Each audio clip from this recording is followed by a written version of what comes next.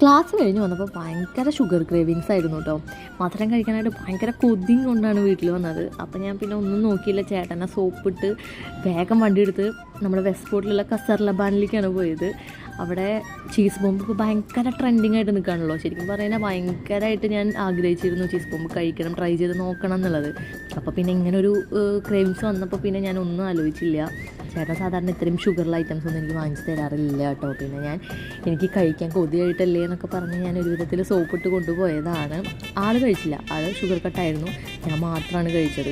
സത്യം പറഞ്ഞാൽ ഫസ്റ്റത്തെ 2 സ്പൂൺ 3 സ്പൂണൊക്കെ കഴിക്കുമ്പോൾ ഭയങ്കരമായിട്ട് നല്ല ടേസ്റ്റ്, ഇനിയും കഴിക്കാം, ഇത് മൊത്തം കഴിക്കാമെന്നൊക്കെയാണ് ഞാൻ കരുതിയത്. പക്ഷേ ഒരാളെ കൊണ്ട് ഒറ്റയ്ക്ക് ഇത് കഴിച്ചെടുക്കാൻ പറ്റുന്ന എനിക്ക് തോന്നുന്നില്ല. എനിക്കെന്തായാലും പറ്റിയില്ല. കാരണം എന്താ പറയുക, മട്ടയ്ക്കും അത്രയും ഷുഗറല്ലേ, ശരിക്കും തലയ്ക്ക് പിടിക്കുന്ന പോലത്തെ ഷുഗറായിരുന്നു. കുറച്ച് തിന്നപ്പോൾ തന്നെ ശരിക്കും എനിക്ക് മടുത്തിട്ടുണ്ടായിരുന്നു. ഞാൻ ബാക്കിയൊക്കെ കരഞ്ഞിട്ടാണ് ഇരുന്ന് കഴിച്ചത്.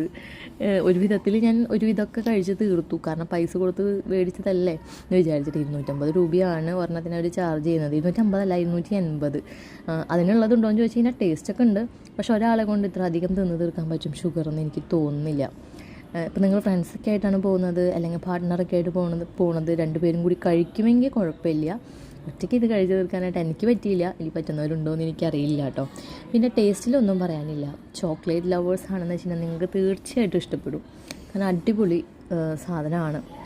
എനിക്കും ഇഷ്ടപ്പെട്ടു. പക്ഷേ ഇത് ഒറ്റയ്ക്ക് കഴിച്ച് തീർക്കാൻ പറ്റിയില്ല എന്നുള്ളതാണ് ഒരൊറ്റ സങ്കടമുള്ളത്. അപ്പോൾ കഴിച്ച് നോക്കാത്തൊരു തീർച്ചയായും ട്രൈ ചെയ്ത് നോക്കണം.